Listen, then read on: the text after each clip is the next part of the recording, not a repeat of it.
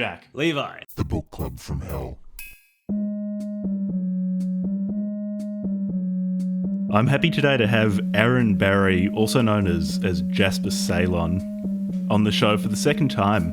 First time he was on, it was to talk about the Echolalia Review, his book of hoax poetry that I think it's one of the few books we've talked about on this show where Levi and I actually just physically couldn't read certain sections of it because we were laughing too much. If people want to know more about that, I recommend listening to the episode. I recommend picking up a copy.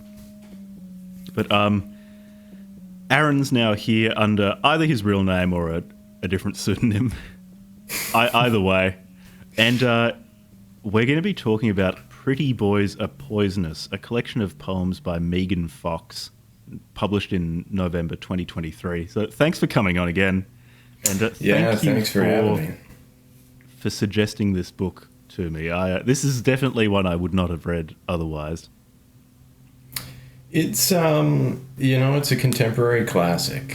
I don't think it's fully been accepted into the canon yet, but we're getting there. But I feel like now that we've read it as thoroughly as we have, we are some of the first Megan Fox scholars. And so we can kind of spread the word a little bit with this. Hopefully people start to see the genius behind her work. Yeah, so I watch very, very few movies. I think the last film I would have watched would have been months and months ago. It's not that I dislike the art form. It's just never is something that occurs to me as something to do. And so I'm approaching Fox's oeuvre really through her poetic works. Was she in Transformers?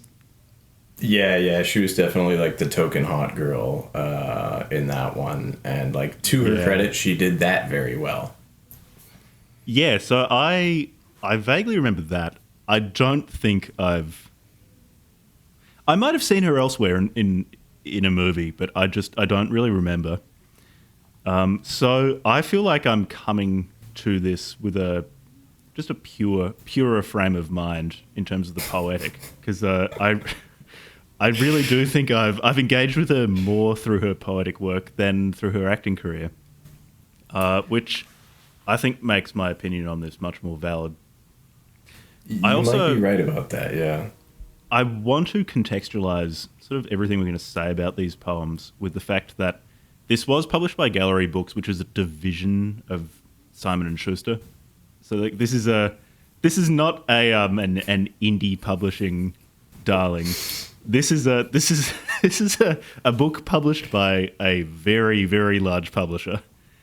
Yeah. I also actually, because I'm just not going to be that nice about this collection. I didn't really enjoy it. I do want to say though, in my extensive research of Megan Fox for this episode, found out she has 4 kids. So shout out for that. That's yeah. I mean, good work. I was telling this girl I've been seeing, I'm like, you know what? As I was like doing the prep for this, like, Megan Fox, I don't think you know this, but she has 4 kids, and she's like, oh, cool. Like, no, you don't get it. Like, someone that beautiful really ought to be doing this as like, her civic duty, like, because she can't write, so like, do something else, and that's have beautiful kids. So I'm really happy for her. Yeah, I think her contribution to the beauty of the world is more embodied rather than written. Look. Should I just read the? She's got a letter to the reader. Yeah, dear reader. Do you want me to read the dear reader first to give people a taste of what this is going to be, and then we can talk about why you picked this book, what you thought about this book before going into it. I just want to give people a sense of what this whole thing's like. Yeah, I think they need that contextual bit. It is pretty important for the framing of the collection. Mm-hmm. Dear reader, all of my healers tell me that my throat chakra is blocked. In case you aren't familiar, the throat chakra is the energy center that is related to communication. Usually when someone's throat chakra is closed, it's because they are not able to identify their feelings and articulate them in a way that is aligned with their emotions and intentions. I don't have this problem. My problem is that I deeply identify my feelings, I deeply identify my feelings and have multitudinous ways of articulating them, but I am not able to express them because when I do, it has made the men who have loved me feel intimidated, inadequate, and insecure. And so I have spent all of my life making myself small so that others can feel confident. I have a savior-martyr complex. I've always believed I am meant to be a sacrificial lamb, a ransom for the soul of whichever beautiful, broken, self-absorbed idiot is currently hunting me down and draining me of my life force. I'm at once jaded and naive. I also want to note, just because those listening can't see this, there are line breaks everywhere. So this is a semi-poetic, dear reader, because if this collection has taught me anything, it's that poetry is just line breaks, and there's actually nothing else to poetry. Anyway, Yeah.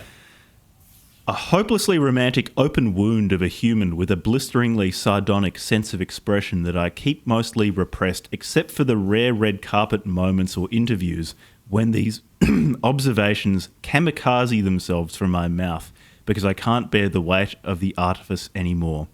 But then one day it happened. One of said idiots finally broke me. And from me poured these poems featuring previously unspoken feelings of ... isolation, torment, self-harm, desperation, longing, restlessness, rage, and general anguish. These are the experiences of many of us that I now give voice to in these poems. This book is for anyone who has given much more than they received, or for anyone who struggles to believe they deserve to be heard. Because this book is also for me. Because fuck, I deserve better. Love, Megan. Is it Megan or Megan? Am I mispronouncing her name? Or is this, we would say just Megan. I think Australian Okay, Megan is... you can call her that. It's not a tomato thing. Either way, that gives a good sense of what this entire collection is going to be like. It's kind of thesaurus poetry. Is what...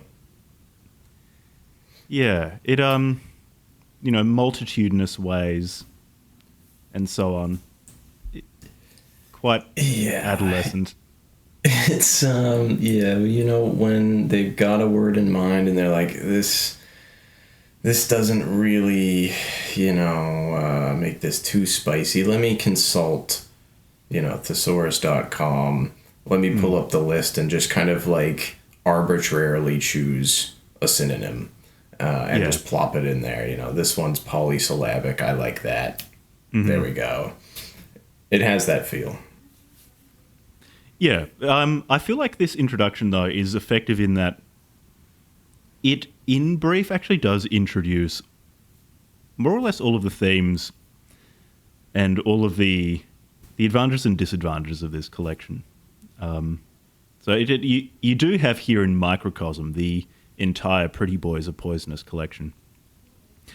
Before continuing with this, though, I did say I'd ask you, why did you pick this collection as something we could talk about, and what were your impressions of it before reading? Because were you familiar with this at all before saying to me, Megan Fox has a poetry collection, we should talk about it?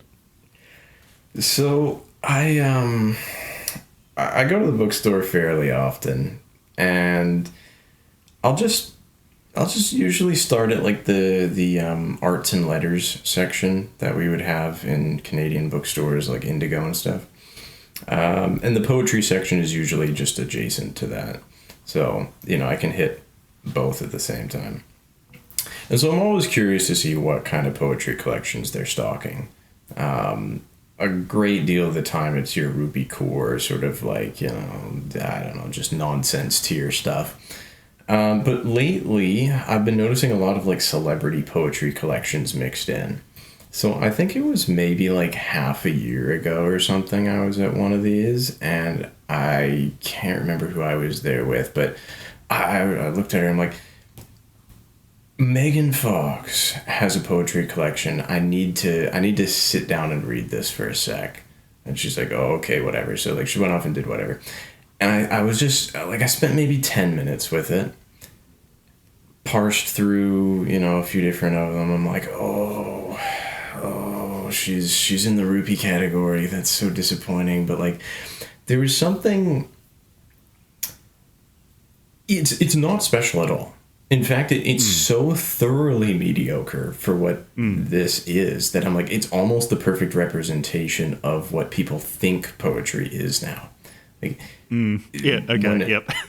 Yeah, like this is kind of the tier that we're at for the public perception of this. So like Halsey did hers recently, and I read a few of those poems, maybe 20 pages worth before this too.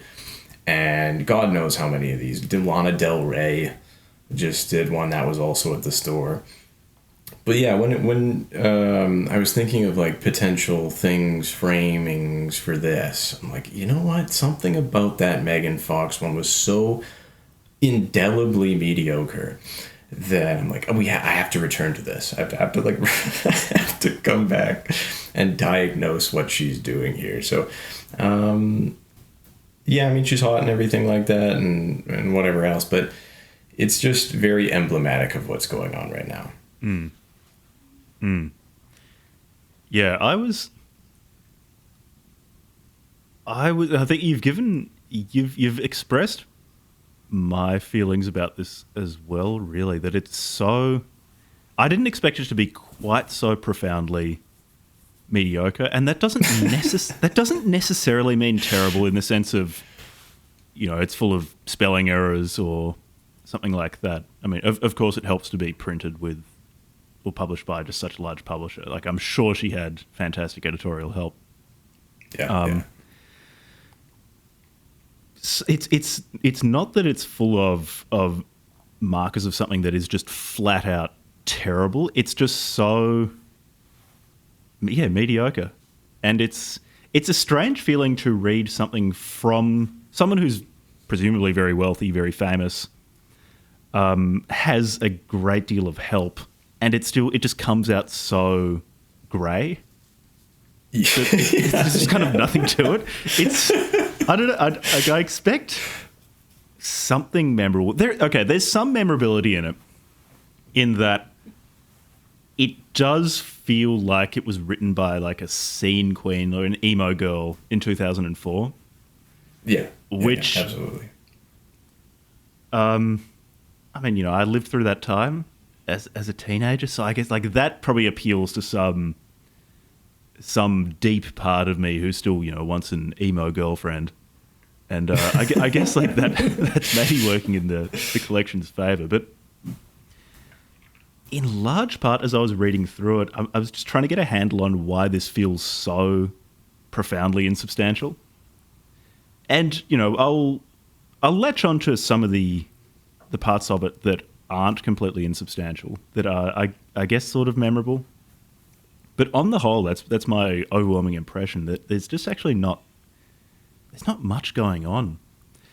And you saying that this is what people who don't read poetry think poetry is really rings true. And I think in part because it's written by people who also don't read poetry for people who don't read poetry. Because when I was, I don't know, 12 or 13, and I loved reading and thought, I should write a book. And I distinctly remember thinking this, like on a car trip being driven somewhere really far away, typical Australian distances, and deciding I should write poetry because it's shorter and that makes it easier. And I suspect, probably being very uncharitable, that's the main motivation behind a lot of the celebrity poetry collections. It's like, well, novel, I've got to turn out 70,000 words, and it's got to at least be kind of coherent. You've got to have at least some coherence of plot, coherence of characters. But with poetry, you can... Okay, I quote, "I used to believe love was a poem, and now I know love is a killing spree." And this is a poem called "The Indoctrination of a Hopeless Romantic." And there you go. Like, it's self-contained. It's done. Yeah. I'm not saying that all poetry is written because it's easier to write than prose. However, the indoctrination of a hopeless romantic is easier. Like, it is just easy to write. It's not difficult. And do you think that's the main reason behind why these things are getting written? Beyond the obvious commercial dimension, because I haven't looked at numbers, but I'm sure this collection's done well. Oh, it has. Yeah. It's done shockingly well. I'm sure she absolutely cleaned up with this one. And look, shout out to her for that. If you can make money by doing this, then do it. Yeah, because I mean, I think I did a very quick search to see, what kind of cultural impact it's had. The Amazon listing I found had like 2,500 reviews, which is, let's say, 5% of your buyers leave a review, which might even be generous. This has sold many thousands of copies. Yeah. Just this through done Amazon really well. alone. Yeah. So like, and I went and I read the Goodreads reviews because, you've got like, you've got a cast of characters on Goodreads at all times. Like, I could do an entire podcast episode on the creatures that you sometimes encounter on Goodreads. Just the fucking creatures. We could do an episode where we sample the output of one Goodreads reviewer. Yeah, it's. I mean, I've got so much to say about Goodreads, but like, sometimes you get the people who, like, they have some sense. Like, they've been around, they've read lots of things, and they're kind of like us. They'll just go on there and they'll be like, wow, Megan really shouldn't be doing this, like 1 star. But then you've got a lot of people who don't have as much sense, and, it's 5-star ratings, and it's like, she poured her heart out with this one. Like, this one broke me, and then they quote this sort of stuff. And it's like, it's a brief view inside the sanitarium, that is the contemporary publishing milieu. Like, I love it. It's immensely entertaining. But yeah, actually, that is a very good point to make. I actually had fun reading this. Yeah, like, and just the sort of like Goodreads reactions and stuff. Like, I actually broke out in laughter a few times, just like encountering some of these. And like this. Yeah, there's a Romeo and Juliet one that actually got me to laugh out loud. That one did, yeah. The Romeo and Juliet one is an all-timer. Yeah, I want to read that for people, because like that is my favorite one of the whole collection. But like, so when you mix the Goodreads reactions with the actual poems and stuff, like I got something out of this. I did find it entertaining. But I mean, if you want to get into this, I mean, I've got other things to say about the other points you were making before, but I think we can basically kind of, I'll address them as we go, because this is so just emblematic of everything going on in poetry right now. So if you want to get into it, let's do it. Yeah, that's a good idea. Let's talk about all of these things as responses to the poems themselves. One framing device I want to use, we talked about this before recording, is that I want to look at concretely, why are these poems bad? Because when I say I had a good time, and I suspect this is the case for you as well, I don't mean I was having a good time as if I were reading Tom Will's poems. No, it's because I'm having a good time because this was published. Presumably, money was behind this collection to put it out. I'm assuming they recouped that money because, again, it's sold well. But it's just that like an adult, someone who's older than me and presumably should know better, is writing things that are so adolescent. Yeah. Someone who's the mother of 4 as well. Like, you should. You should know better. There were times in this where I remember I was over at the girl's house that I've been seeing, and I would be like reading some of these, just kind of my second reading, and I at one point I distinctly remember just looking to her and saying like, I feel like she should spend more time with her children. Like so many of these poems are about like obviously MGK, but it's like, he broke me, he did all these types of things, and he's like yelling at me and beating me up, and he's high on like oxy and all this sort of shit. I'm like, where are her children? Like, she's really gotta like get her priorities straight here. But I'm gonna show some clear examples of those types of poems too. But yeah, I don't know. It's like she's still a teenager writing these, but she's a fully grown woman with like actual day-to-day responsibilities, which makes it seem like almost like negligent. When we get to the poems describing domestic abuse, which look, I'll take her word for it, and I feel really bad for her. Yeah. I'll go into more detail on my feelings about people who blend personal events, particularly personal traumas, and the artistic, and why it can often come across as a bit cynical. And we'll get to that organically as we're reading through these. But anyway, that was a very long way of saying, as a framing device, I would like to talk about why are these bad, rather than just me saying it's laughable. Sure, yeah, I'm game. Let's do it. Okay, here. What about this poem called "Pretty Boys Are Poisonous"? And so I assume this is a particularly important poem to her because the collection is named after it. And this demonstrates, I think, one of the few poetic techniques that I'm aware of that she does use, which is just line breaks. Lots and lots and lots of line breaks. She loves that enter key on her keyboard. Yeah. And actually, I guess this is the other technique: is everything's lowercase. Yeah, she's a big fan of that. Yeah.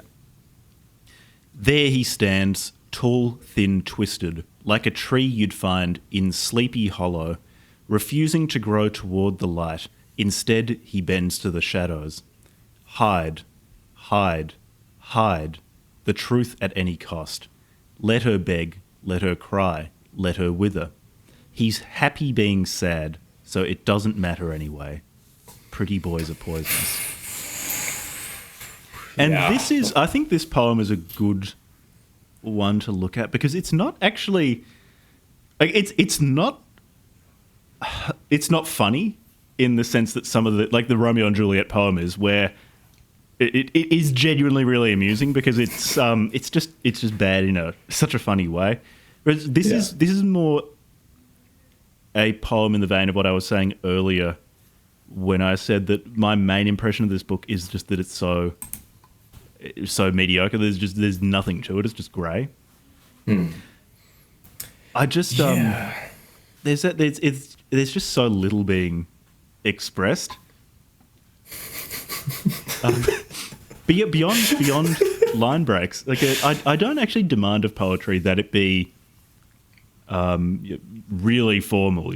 I'm fine with with people not strictly adhering to the number of syllables per line or rhyming schemes and so on. Yeah. But I feel like I need something to latch onto. Yeah, and I start to wonder beyond the I guess the expectation, or at least the acceptance that poems can be very short. There's obviously epic poetry, but people are very tolerant of extremely short poems, as opposed to, say, extremely short prose pieces, where if you wrote prose, I don't know how many words this is, but it won't even be 100 words, people would probably want more, whereas a poem they're fine with. Beyond that, beyond the fact that you can make something extremely short and people are fine with it, I don't know why this needs to be a poem than anything else. I guess maybe that sums up my feelings about the entire collection is actually, why do these need to be poems versus because the subject matter gets more and more upsetting, and by the end of the book it's heartbreaking. It's about I think she had an abortion or something like that she's describing. And just describing how bad she feels. And that's horrible. And I really did feel bad for her reading it. But from an artistic perspective, why these poems versus an interview, or I'm not saying this glibly, but yeah, a podcast episode, or why not a ghost-written autobiography? There are so many different places or different ways this can be expressed. Why in a poem? Because at least from the perspective of the artistic merit of the poems on display, like they don't need to be poems, not adding anything. Yeah, no, and I know you raised this question earlier, sort of like, she got a lot of help and all of this, and a lot of them just don't really seem that fleshed out. Why do this even, maybe, but like this, I think there is a real sort of truth to that idea that poems are so short that most of these people would write them just based on an impulse, almost. Like, I'm feeling something very strong right now, and so I need to just get it out there in a notebook. Like, she mentions in the foreword, essentially, that, she's been healing and talking to, professionals and whatever it is, or it seems like she's on some sort of healing journey where she's definitely consulted professionals on how to navigate this. And I'm willing to bet that they recommended writing as a primary means of dealing with these emotions. So to me, not to be too cynical, but this almost seems born of like a psychiatric exercise. It was just one taken to its sort of logical end. And I think if we were to be a bit more traditional, with this kind of stuff, we would say like, yeah, this is great material for an interview, like a tell-all, a 60-minute special or whatever it is, where you can sort of just talk through these things. Because really a lot of her writing is almost at the level of just conversational observation in terms of its complexity. So I think, there's just this idea that writing poetry, you can connect to, an emotional part of yourself in the moment, but then you can also kind of connect to the legacy of what poetry is. So if you are the romantic type, or if you're fatalistic in the slightest, you might go, well, I remember reading poetry in high school, and Shelley and da-da-da, like, I want to do some of that too. So it's kind of poser type stuff that gets you down this path a lot of the time. I don't necessarily hate it. I love poetry in general, and I would never tell people not to write it. But this, I'm shocked that she had as much help as I expect she did, and it still came out, just that so relentlessly monotonous. Like, it's almost astounding how she found the exact point of mediocrity, like, par excellence. It's because it doesn't veer into that territory. It's almost that uncanny valley territory when a poem is so bad that it feels like it was written by an alien trying to imitate humans, where it becomes artistically special again. This is really at that lowest point between the poles of your true genius in terms of executing the poem perfectly and true genius in terms of executing a poem so abysmally that it becomes sort of divinely inspired madness. It's just that perfect point of lifelessness between those poles. Yeah, it's shockingly good at conveying nothing, and in terms that you vaguely heard before. So like for the listeners here, like, she really has a couple different motifs she uses in terms of like more symbolic connections. She likes to dip into Greek mythology, which they all do. I was wanting to bring up the Greek mythology. It's so bad. She definitely had cracked open Bullfinch's mythology when she was writing this.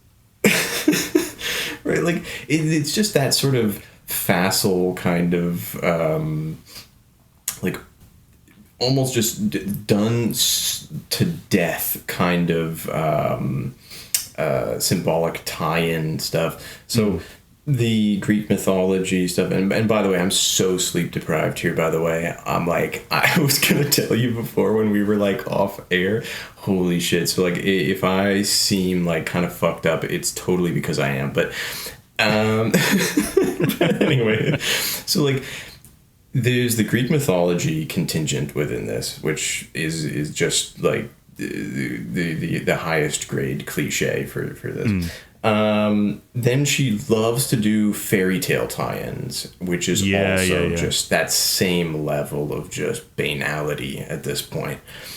And then there was another one in my notes, which I don't have here. There was one other sort of central kind of type of association she likes to make, but it's kind of in that same ballpark of like, I'm 16 and I'm really trying to find a parallel for this, so like Icarus, I guess, or she uses Prometheus. She identified with Prometheus several times. I did like noting actually the figures from religion and myth that she identifies with, and it will be it'll be Prometheus comes up a lot, Snow White, Jesus Christ, Joan of Arc, classic, Lilith, a nuclear weapon actually. Yeah, they love to bring up Lilith. They love to bring up Joan of Arc. I mean, even in Echo, I had to do a Joan of Arc reference, like right out the gate, because of how frequent that one is in particular. And, I mean, yeah, to the point before, like, I would consider myself a specialist in doggerel. And this type of doggerel is that perfect point of mediocrity where it's actually hard to do. Like, if you're intentionally trying to write like this, you sometimes just tip too far into the shitty category, or sometimes you're actually trying too hard and you do write a good line that is somewhat unique. You accidentally write something memorable. Yeah, you accidentally throw together a good combination that you have to remove. So like this like juxtaposition of he's happy being sad type stuff is, I mean, one of the principles of poetry, at least good poetry in my mind, is the ability to create novel constructions, ones that you haven't seen in anyone else's writing, ones that offer some sort of conceptually new arrangement of words, or just even sonically new. And it should sort of ignite something in the reader. Like, just that combination alone should actually really get them going, or it should get them thinking. Sometimes, you get goosebumps even if you care about poetry as much as I do. But there are zero of those in this. Like, maybe in the Romeo and Juliet one, there's one. Do you want me to read Romeo and Juliet, or do you want to? You know what? I'll skip ahead here in my ebook here. And I'm as I do this, I'm already seeing like just so much stuff that we could talk about. Like the poem titles themselves, lessons. They are really good. They are maybe my favorite part of the entire collection. Yeah, they'll be called things like Greek tragedies lose their poetry when you live them. Just so on the nose. I just don't. Look, I don't know that much about her life actually, but I just don't think it's Greek tragic. At least when I think of Greek tragedy, what I tend to think of is a character is put into an impossible situation where demands and absolute demands are made of them by two competing systems. Say, Antigone has to bury her brother and she cannot bury her brother. Something like that. So you're damned either way, and then so much of what is interesting in the tragedy is sort of which doomed option a character chooses or is fated to be forced into no matter what their choice is. Like that to me, I'll preface it by saying, I'm not a brilliant reader of theatre, but like that to me is more what classical tragedy means. Whereas saying that bad things have happened to you, and granted, again, she's describing domestic abuse, like that just qualifies as horrible, but it doesn't feel Greek tragic to me. No, it's very much borrowing from like a severely watered down facsimile of Greek tragedy or tragic writing. Or to your point, there's often this sort of like paradoxical scenario here, or there's just a sort of no-win situation, and then you that's where your sympathy comes from as the reader. You wouldn't want to be put in this situation at all, and you would almost sort of, before you see the end result, you'd run through all these scenarios of what you would do, and it hooks you on in those terms. But this type of deeply personal but also horrendously superficial writing, it really doesn't do that unless you've been in her exact position. Like, she succeeds with it once or twice near the end, where like you'd have to be fairly heartless not to read the ones about the abortion the miscarriage, and really not feel something. But it's just like this. It's like this, hat tipping constantly that she does to Little Red Riding Hood and all this sort of other stuff, where it's like, you didn't need any of this, actually. It would have been so much stronger without these illusions. But it feels, the Little Red Riding Hood stuff, it truly feels like the sort of girl when I was at the beginning of high school with dyed hair who was writing poems about dark Little Red Riding Hood and listening to Fall Out Boy, that I would have just been in love with her. It feels like that. Yeah, no, absolutely. And I mean, this sort of thing would just have made a killing, back in the day. And it's 14-year-olds. This is made for them. I could see them really enjoying this today too. But adults like us, it's just, there's not enough there. So I mean, like, I'm looking through Lessons in Hot Boy Demonology, which, like, that's one of her better titles. that's one of her better titles. Okay, I'll give her this. There are some very strong poem titles in this collection. Yeah. Like, and kudos to her for that. I can give her a compliment in that regard. But I mean, some of them, like Hot Boy Demonology, there's something she's trying at there. Like, there are one or two good lines. Something like, let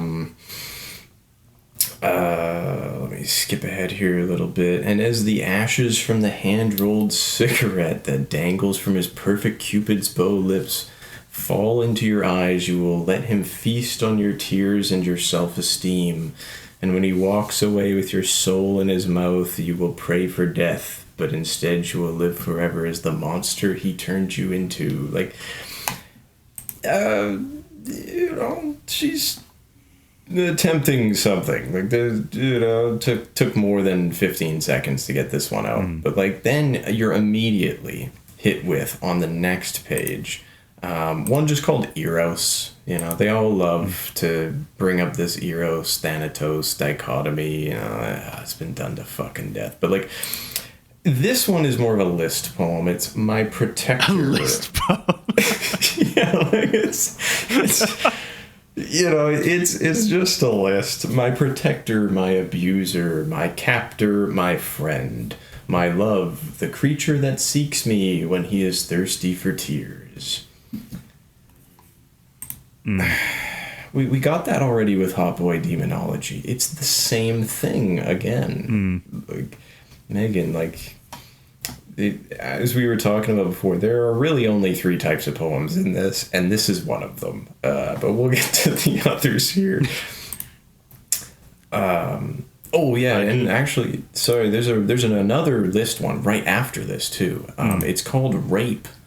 It's just called Rape. Like, it's a bit jarring, and if she was actually sexually assaulted, like, I'm not laughing about that aspect. It's another list immediately afterward, and it just goes, you can beg, you can cry, you can plead, you can reason, you can bribe, you can seduce, you can fight, you can surrender, but you can never outrun the wolves. So she kind of goes back to the well with this fairy tale imagery in the same form right afterward, and it just kind of leaves you scratching your head a little bit here. Like, this is 160 pages or something. And like 80 pages is just the same copy and paste thing. Mm-hmm. Yeah.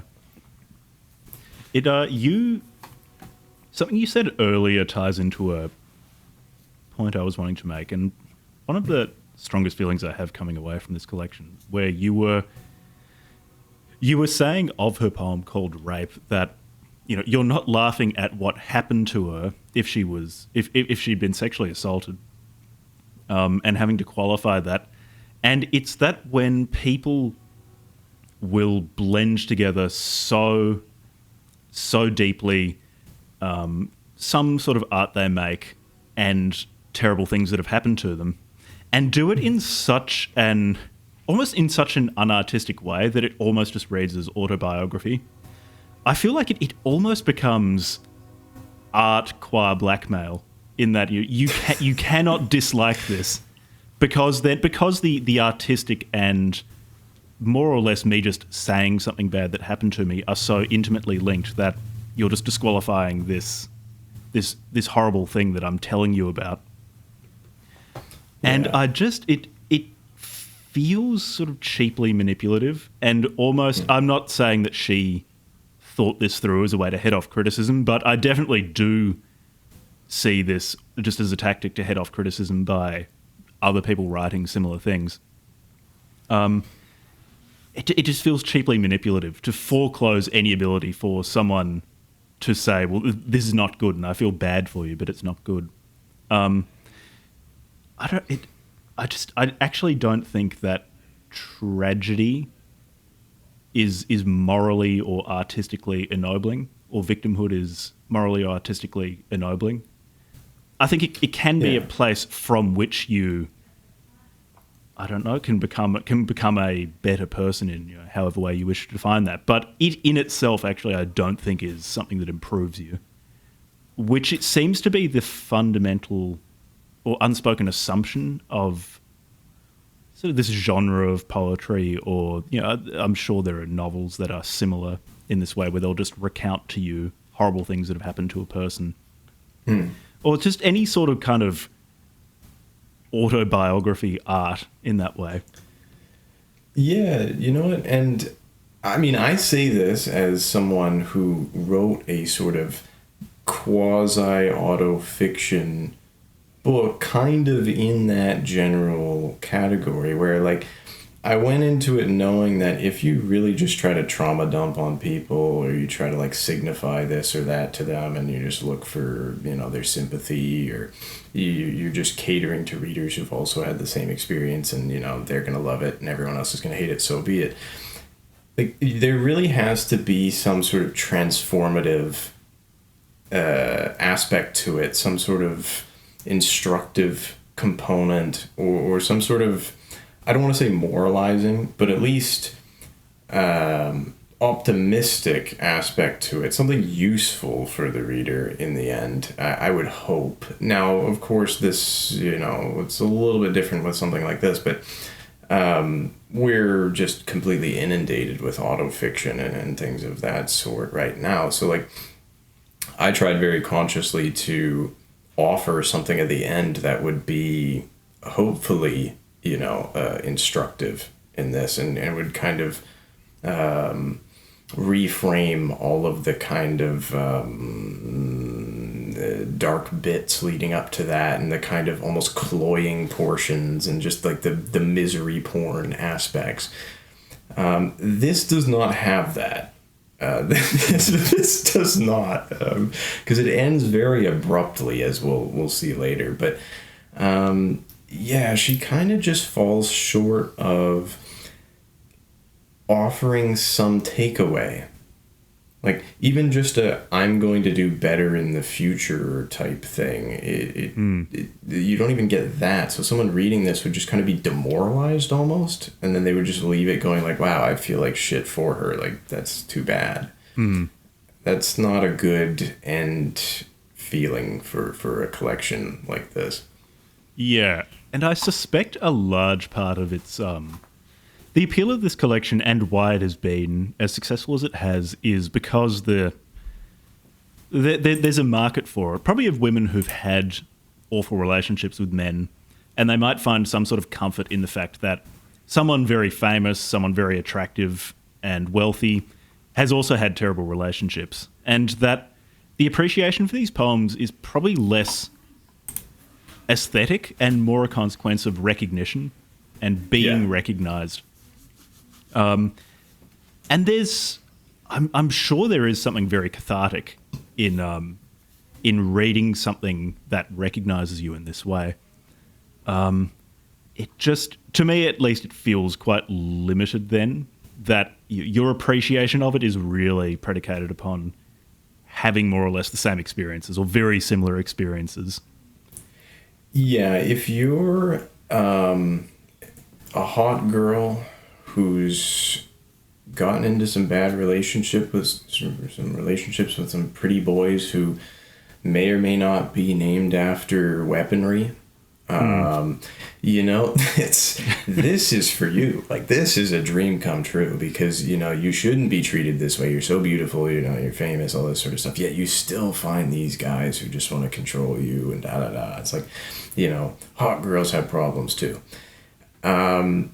I'm sure if you were less attractive and also in bad relationships, there's still tons for you here. But yeah, she is really kind of narrowing in on a certain contingent of women with this. And I find it staggering almost that after this was released, because it was released in, I think, like fall or early winter of 2023. She then proceeded to have a child with the same man that she spends the entire book complaining about. They had a kid after this. And I actually feel really bad for her, because, I don't know how you spend an entire book kind of maligning someone and saying like, I need to get away from this dude. And then you continue to date him and then have a kid with him. And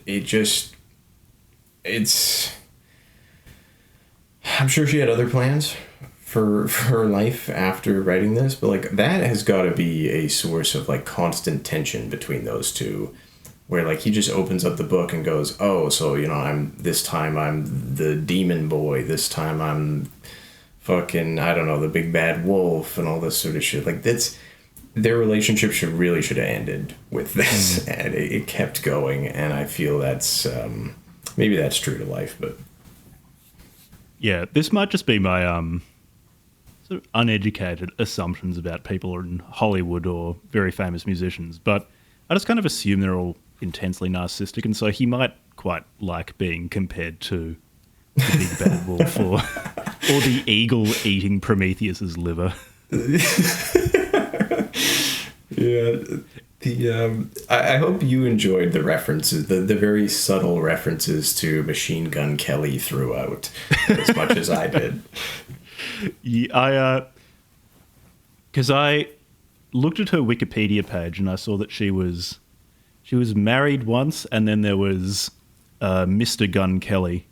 I'm assuming his first name is Machine, and I just don't know enough Megan Fox lore to know to have known which one she was referring to. I kind of assumed Machine Gun Kelly because it was just more recent. Yeah.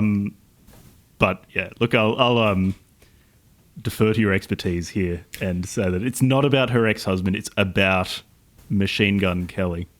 Yeah, I was going to keep up the whole bit about us being like Megan Fox literary scholars, and I was going to play it like as straight as I could, acting as if like I knew all about her and like this was some great, literary contribution on her. And I don't know too much about her career because like she used to just be that token hot girl in a lot of different movies when I was like a preteen and like a teenager. I know she's been in quite a few films, and then she married that Brian Austin Green guy or whatever and had like 3 kids with him. But then they had an open marriage based on her preferences, or so she wanted to, see other people outside of their relationship, and then it eventually, collapsed when she met Mr. Gun Kelly, among others. So I don't know enough about who she is in her daily life to know if she invited some of these problems in her personal life, when she left her husband and things like that. I don't know anything about that. But what my understanding of it was that, yeah, this was old Machine's doing because I had started to see a lot of tabloid stuff about them doing very toxic kind of like intensely obsessive stuff about each other in public. And whenever you get that kind of, I've been in those types of relationships and I kind of know how they go. It was destiny. We'll say that it was destiny that we were going to get one of these. So I don't know. Actually, talking destiny is the perfect segue because you can continue that thought. I just want to read out this poem called I Would Die for Ya, as in Y-M dash of JK lol. This is the best one in the whole collection. If Romeo and Juliet had lived long enough, maybe they too would have gotten to the point where Romeo was so numb to her that he would rather read Twitter in bed than fuck. Because there's always tomorrow for that, or maybe the next day, or the next. I don't know, he's just so busy now. I still imagine she kills herself in the end, though. Only he doesn't follow. He just signs up for Raya instead. Raya? R-A-Y-A. Yeah, the star-crossed lovers. Those two, Mr. Gun Kelly and Ms. Fox. This one, I was reading this on my back deck, and I actually started laughing. This one got me laughing. Yeah, like she actually does something better here because she's just so crude. Which instead of playing it metaphor, of course this one has metaphors because it's a poem, and that's what metaphors plus line breaks equals poems. But I like that she just went full teenager with this one. It's just really crude, which it pulls it out of that midpoint of absolute mediocrity. I'm not sure whether it pulls it into the just like the dog shit or the really good direction, but it pulls it out of that ditch. And so this is one of the better poems in the collection. Well, yeah, because you know what? This, to me, is the best one in the collection, only in the sense that it has what every great poem has. I'm not saying it is great, but it's at least aspiring to that. It needs a memorability factor. It has to be one that you would, for whatever reason, good or bad, actually think twice about. You might be in the shower or something later and you go like, man, that poem was shit. Like, or like does Machine Gun Kelly have erectile dysfunction? Like, it gets you thinking about something.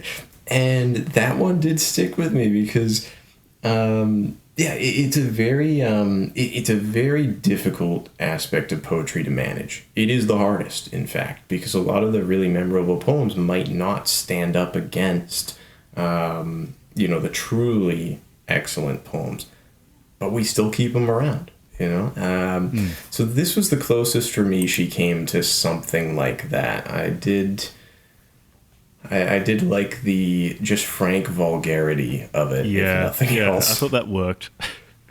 I also feel like it has more of a shape than the other poems in that it opens up with the metaphor of Romeo and Juliet, and then notes how the position of Mr. Gunn Kelly and Ms. Fox is different, and then like it actually kind of has a shape that leads towards that thing about him not following Juliet in suicide and signing up for Raya or Raya or whatever.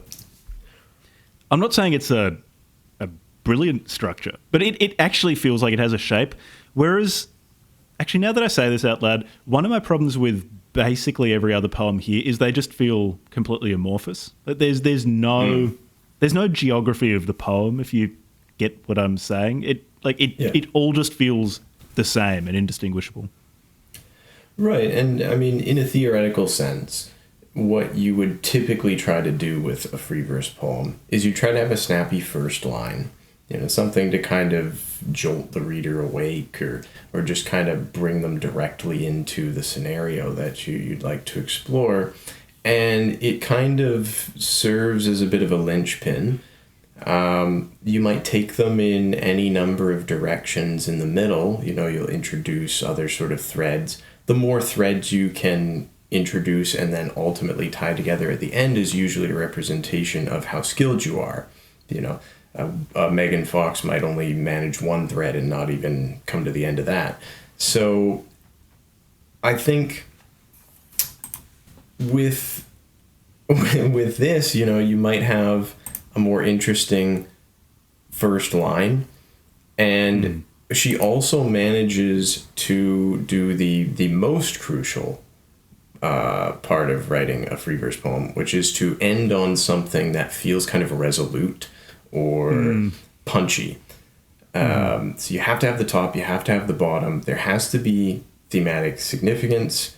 There has to be a kind of logical progression to that end point. You've got to manage a lot in the meat of it, but you need those two kind of like way markers. And this one actually has those two. A lot of hers only might have one or none.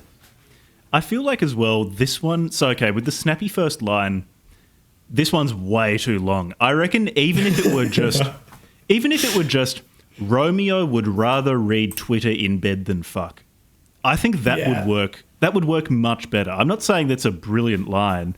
Yeah. What I came up with in 2 seconds, but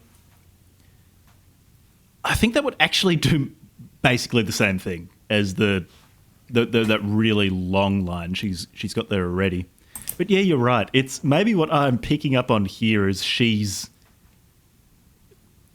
at least working with one thread that follows the whole poem from the first line to the last. Whereas a lot of the other poems, or almost all the other ones, just feel like each line almost has no relationship with the ones around it. They're just, it's just her throwing out, like, Mr. Gun Kelly beats me. I'm saying this is me saying what the poems say. I'm not making these allegations myself. I don't mean to laugh at the subject matter. It's more just how frank it is. But it really does feel like that at times. No, it is extremely frank. Like, she will just say, yeah, he leaves bruises all over me and beats me. It's what I was saying earlier, where she'll just be saying something awful that makes you feel bad for her. That in some way, it just makes criticism much more difficult, because you're constantly having to emphasize, no, I'm not criticizing her bad experiences. I'm just criticizing poetically how she decided to render this. Yeah. But yeah, there's I think you're right. With how the Romeo and Juliet poem works, because there's actually some sort of correspondence between the different lines in the poem, whereas a lot of these other ones, it actually they just don't correspond to each other, which now that you've pointed it out is something really basic, but actually something she doesn't follow through on most of the time. Yeah, I mean, it's like writing a paragraph and you start with like maybe a thesis, sort of, and then the paragraph just veers into another topic entirely, and then it ends like mid-consideration of one of your subpoints. And you're like, okay, well, where's the resolution to this? Where's the finality? It just kind of evaporates. She's very good at starting with an idea and then losing her train of thought, or just veering into some sort of, like, I guess, partially related subject matter. But yeah, I do like your point about the first line in this. Like, it is intensely garrulous, as it is now. Yeah. It just doesn't stop. It just keeps going. But that's what makes it funny. It's, like, so wordy. It's so bad, but holy shit! Yeah, it's a lot it's of my some of favorite. these poems really felt like when you're like, I don't know, when you're driving manual and you'll be in, like, fifth gear, and then you you have to go really slowly, but instead of doing what you should do, where you shift down, you'll just be like, nah, I do 40 k's an hour in fifth gear, and your car's just, like, jumping around and bunny hopping. That's what reading these feels like. Yeah, it's true. I mean, it's like a bit of a novel experience. Yeah, you'd have to go out of your way, to do something like this, to write this kind of stuff, or to, like, engage with this. But when you do, it is a nice departure from the usual gear shifting, so to speak. But actually, speaking of gear shifting, that does remind me of I'm assuming this is unintentional comedy, unintentional black comedy, because she'll do things like, there's one poem called "Don't Worry, Darling," which is, like, it is just her describing physical and emotional abuse. And it's, I mean, as we're kind of repeating ourselves in saying that it is not artistically worthwhile whatsoever, but you feel bad for her. And then she follows it up with a poem called "True Love's Kiss Was a Cancer, Not a Cure." And it's like, how am I meant to take any of this seriously? Like, Yeah. it feels, if it were intended as comedy, it would work, but I don't think it is.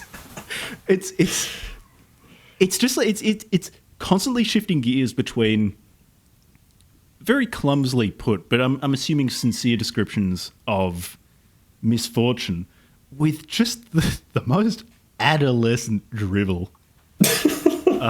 It's pure whiplash. I did like to there's the poem "An Angel with a Fully Automatic," presumably a veiled reference to Mr. Gunn Kelly, where she literally, she compares him to Satan and says, "I can confirm that this is not an allegory." Like, you're were they married, or were they just boyfriend and girlfriend? Whatever. It's like her partner or her husband or whatever is literally Lucifer. She says he is Lucifer. Well, yeah, she'll do that. She's got a very a unique way of kind of garnering sympathy or empathy, depending on the scenario, where she'll give you one of those. Like, my partner or whatever is literally Lucifer. He hurts me all the time. I hate him. Like, I want to run away from him. And then the next one is, like, I think there's one that I'm thinking of in particular. It's like page 100 or something, where she goes, you know what? He's pretty bad, but I just couldn't imagine life with anyone else. Like, he's my salvation, actually, kind of sometimes. I'm like, it's one of these relationships. Yeah, and then that's why I was saying earlier, I suspect most of the people who really enjoyed this will be people who've been in more or less the same situation, where they recognize on some level that they're with someone who is just really bad for them, but they can't pull themselves away. And can't pull themselves away for necessarily quotidian reasons of, say I'm financially dependent on him, but it's more I in some way love him, or I need to be with him. And I really think it's that recognition which will make people like this versus just bounce off it. Well, yeah, and you know what? I would have been, at least in those terms, the target demographic, because that, for a very long time, not to get, like, too personal or whatever, I know viewers don't want to hear about my fucking love life or something, but, like, that's the type of relationship I really liked. That's what I sought out, because when you're a sort of young writer who, in my case, was living a pretty different lifestyle, let's say.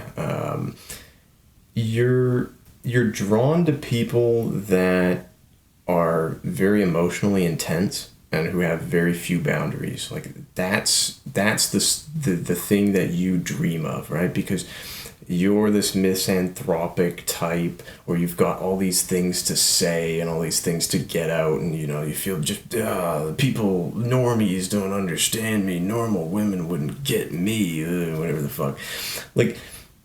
And if you can find someone who is like immediately intense, or kind of brings out the kind of almost villainous side of you, as I've found, like it's just the greatest thing in the world, but it's doomed. It's just utterly doomed. Because for the first little bit, it's great. You've found someone you feel actually gets you, and can sympathize with whatever plight, real or imagined, that you have at that point in time in your life. They're more giving. They have something that you need, you can't find elsewhere. And all of this stuff is very representative of the kinds of, I don't know, just some of the things that I lived through being with people who were like, they'd like swear their lives to you and you've known them for like 1 week. They basically take a bullet for you and you've been on one date. And then what do you know? Like a borderline personality disorder.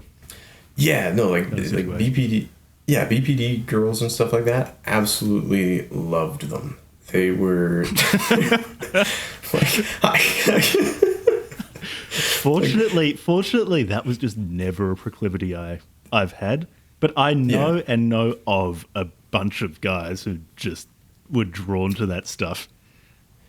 Yeah, it's really alluring when you're artistically inclined and you don't necessarily care as much about money or following, the usual social order or anything it might be. They don't care about that at all, because they are usually too dysfunctional to follow any sort of grand social order anyway. So they're looking for someone who is also just kind of gonna let them do whatever they want to do.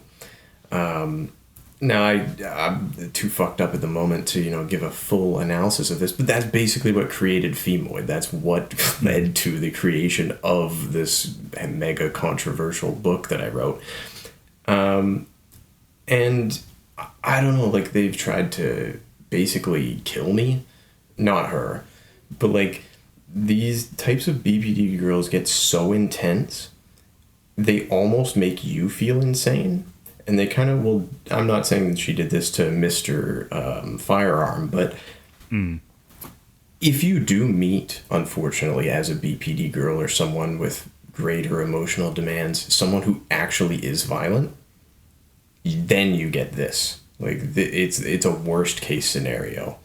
And I do really feel bad for the ones who end up in that, because before I met them, they would be telling me about, all these experiences that they'd had, like people beating them up and stuff like that. I'm like, who the fuck are you hanging out with that like would do this to you?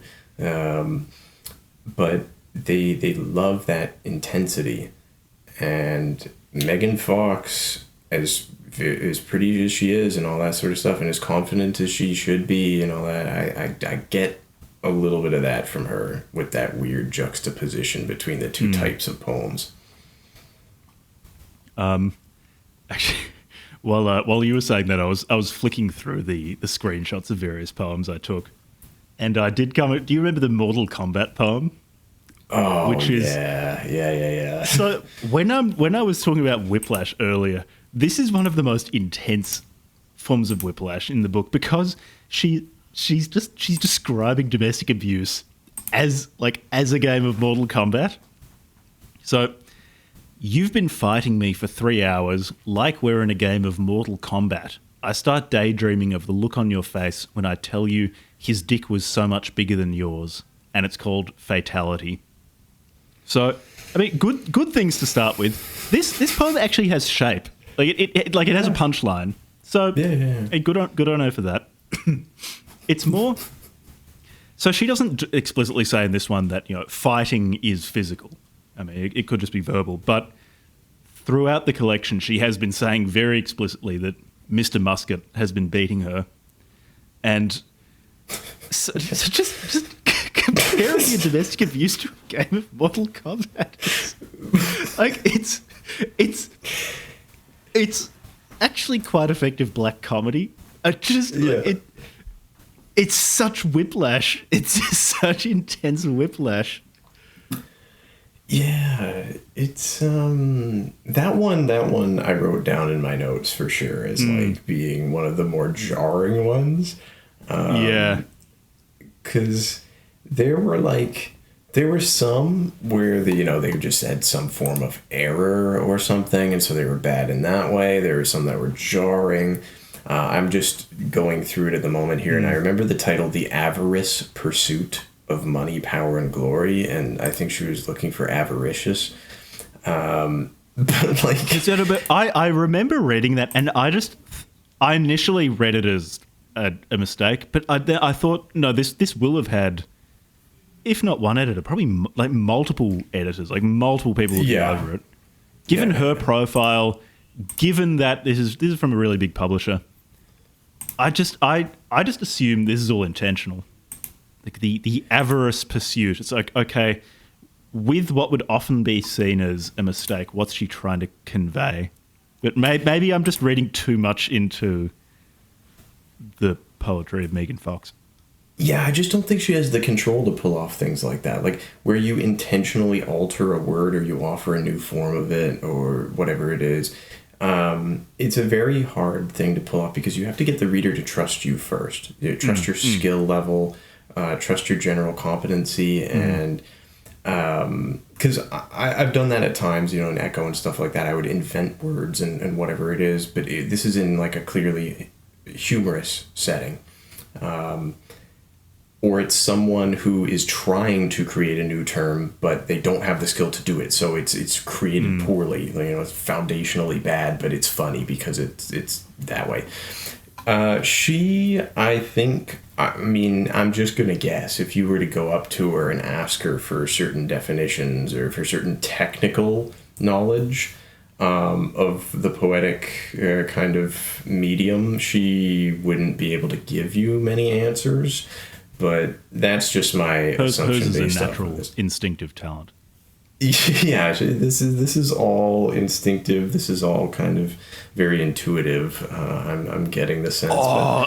Sorry. I just came across what I think is my favorite poem. This one is astonishing. This was the other one that made me actually just laugh out loud when I was reading it. It's so clumsily blunt that it almost works.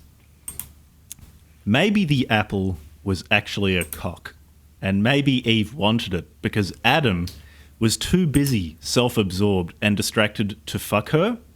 Maybe the original sin was a man taking a woman for granted, and it's called I've Always Liked Serpents. And I did think the symbolism of the serpent as a penis is remarkable.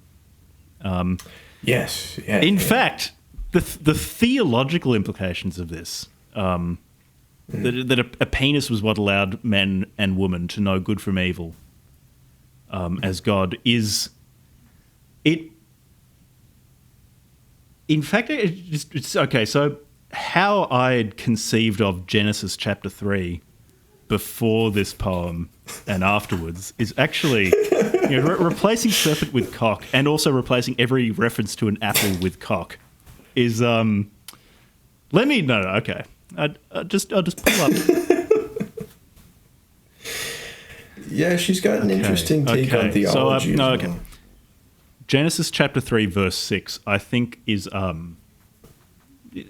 Fox is a lay theologian of the highest order.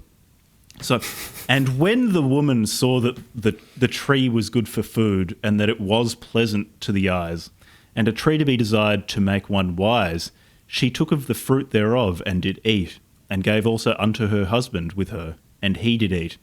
So self-sucking Adam was sent forth from the garden. So original sin is not from eating an apple, but it's from autofellatio. First, the serpent, which is Adam's penis, encouraging Eve to eat the apple, which is Adam's penis. And then Adam also partakes in his own penis. And the flaming sword guarding the way to the tree of life is also ripe for phallic symbolism.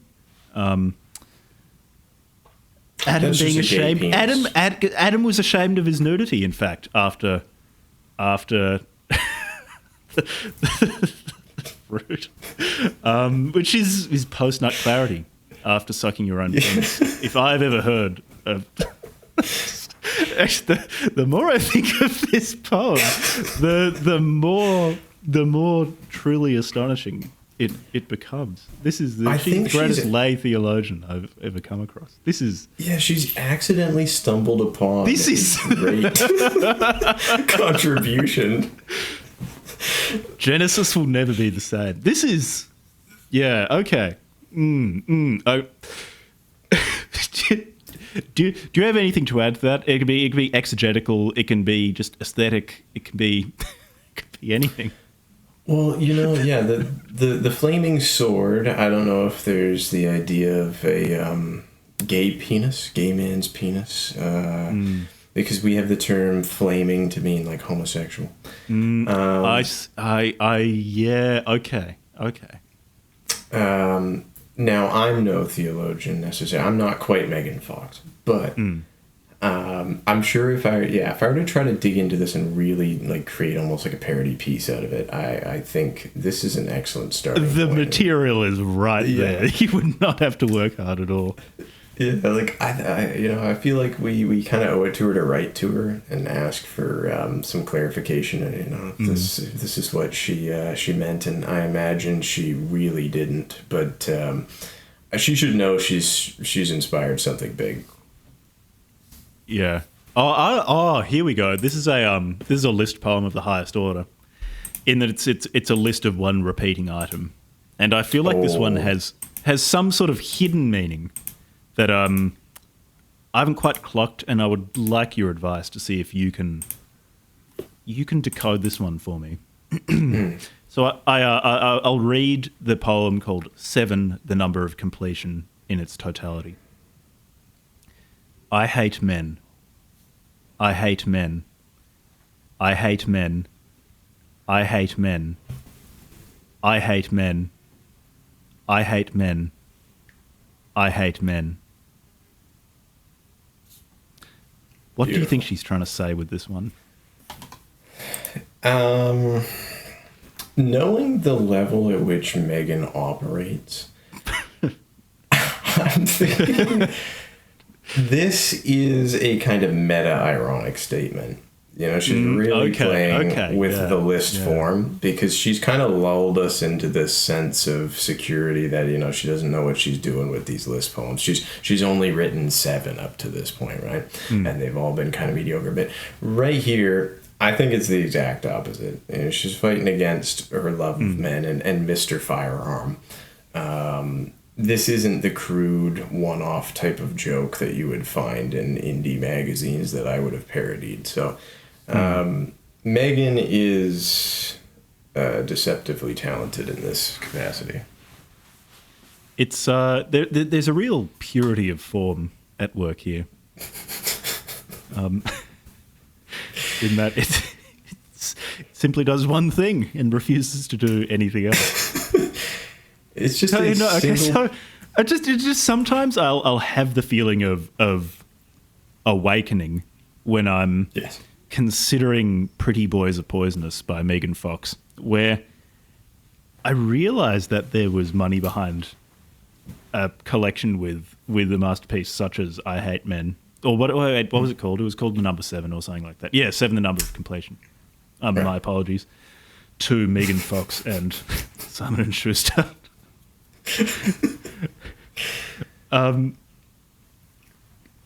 Just that this is not only is it something that a large publisher was willing to put money behind. But it's something that they rightly put money behind because this sells. I mean, I guess a big part of it is that she's very good looking and is in a bunch of movies. Because I'm fairly confident in saying that if someone with my public profile were to publish this, it would just go absolutely nowhere. Yeah, you'd have to use a pen name. Use the pen name Megan Fox and absolutely clean up. Maybe that's something I could start doing just on Amazon KDP. Start writing fraudulent works by Megan Fox. No, I thought I was having legal problems with my writing, but that's a surefire way to do it. That would be interesting. I wonder how long you could get away with it. It depends how successful I am. Yeah. When I make my first $1 million, then her lawyers might get interested. Yeah. But don't steal this idea. This is a good one. No, that's all you. But actually, there's one degree of, I guess, mediocrity that we haven't touched on yet in this, and it's the artwork. Oh man, I completely forgot. Yeah, I was really disappointed when I found out that it wasn't her who these things. Because it's not. So there's attribution at the end of the book. I forget the artist's name. Is it worth? I'll read out their name. Give them the credit they deserve. Yeah, about the illustrator. Audrey Kawasaki is a Japanese-American artist born and raised in Los Angeles. Currently lives in the UK. Yeah, anyway, there you go. They look like tattoos. It's slightly more elaborate tattoos, but they kind of look like tattoos. I started to assume that they were all pictures of Megan Fox, which is why I was disappointed that they weren't by her, because that would have been perfection if she was drawing pictures of herself as like a fish swimming around it. There are some kind of weird ones. There is one that's very affecting, not because I think it's a great piece of art, but there's the miscarriage poem and then a picture of a woman, presumably Megan Fox, holding a child, and it's like that's affecting not from any artistic perspective, just from a perspective of sympathy, just feeling terrible for someone. As a parent, it would just be so awful. Let alone as someone, I've obviously never had the experience of being pregnant, let alone losing a pregnancy. So, I mean, that was effective. I just don't think it was artistically effective. Yeah, like these, I think that's the perfect description. They look like tattoos that have just been put on paper. Like that whatever sort of tracing paper and stuff that they'll use and all that sort of stuff. It's like if you just like scanned that. You know what they look like? The band Ringworm. Yeah. Band Ringworm. I think they call themselves metallic hardcore, which is I think kind of a goofy genre label. They basically sound like heavy Slayer with more punk. I think one of the band members is a tattoo artist, and their album covers all look like these pictures. Oh God, yeah. Here's my theory. Audrey Kawasaki is a pseudonym for Human Furnace, the vocalist for the band Ringworm. I'm assuming that's his real name. Mr. Furnace. named Human by the Furnace family upon his birth. Human Furnace from Ringworm is Audrey Kawasaki until conclusively proven otherwise. As well as that, actually, I was thinking as we were reading through these, I suspect the pseudonymous XXX Bloody Wrists 666XXX. I think the 666 is in there. I apologise if I got the pseudonym wrong. The author of My Immortal is probably Megan Fox. Given these poems, Megan, I'm putting this out there. I'm going to stand by this. Megan Fox wrote My Immortal. And unless there is very definite evidence to the contrary, I will not shift from this position. She wrote My Immortal. And for that, I salute her. She, with Pretty Boys Are Poisonous, she might have been trying to recapture that adolescent anarchic magic of Harry Potter and all his friends smoking crack in a flying car.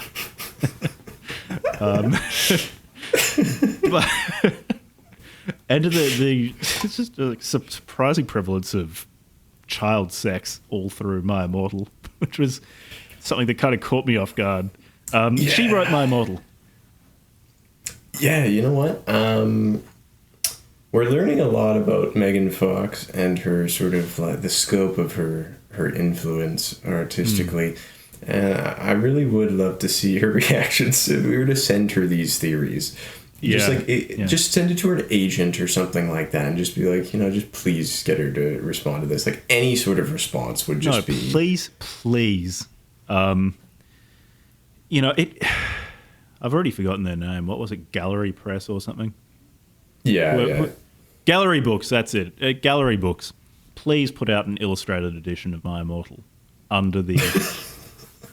with correct attribution to Megan Fox. I'm not even joking, I would buy that. It'd be the most wonderful thing they've done. And I was just the artwork, it was actually the same level of mediocre somehow. I couldn't believe it as I was going through this. I thought it was her at first too, because I'm like, oh, these are just her hand-done illustrations to accompany these pieces. That makes perfect sense. Because the proportions are off, and it kind of looks like someone on, a DeviantArt type website. Yeah. They've got a Tumblr illustration account, and they've maybe got an Instagram with like 110 followers, and they profiles like DMs open, but like no one ever DMs them for commissions. Like it's that kind of tier of artwork. So I got precisely nothing out of the accompaniment, except for at the end, like you, to the point where I was surprised. I felt actually nothing. What